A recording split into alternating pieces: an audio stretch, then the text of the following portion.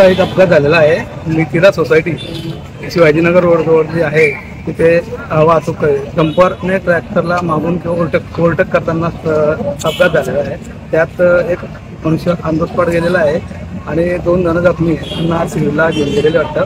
हा शिवाजीनगर रोडला जो रोड झालेला आहे त्या रोडने इतके जोराने आणि वाहन ये जा करत असतात त्यावेळेस बरेचसे अपघात घडत असतात। आता 2 दिवसापूर्वी आमच्या सोसायटीतील 2 महिला जात असताना डंपरवाल्याने ब्रेक दाबला म्हणून त्या वाचलेल्या आहेत।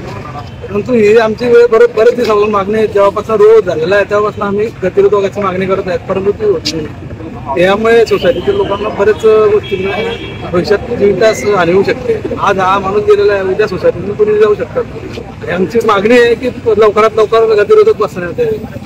तुम्ही एकदा बघून बघा कसले डंपर असतात, रेतीचे डंपर आहे आणि नंतर हे गाड्या मोठ्या खूप मोठ्या गाड्या इथून म्हणजे जोराने अति वेगाने घेऊन जातात आणि ते समोर हे असल्यामुळे स्पीड ब्रेकर असणं खूप गरजेची गोष्ट आहे। अजय वास्कर, मिथिला सोसायटी, मिथिला अपार्टमेंटच्या समोर इथे म्हणजे साधारणतः प्रत्येक आता रहिवासी येऊजा असते तर बरेचसे आता सकाळच्या दरम्यान महिला वगैरे काही पुरुष मंडळी वगैरे मुलांना शाळेत सोडण्यासाठी वगैरे जातात।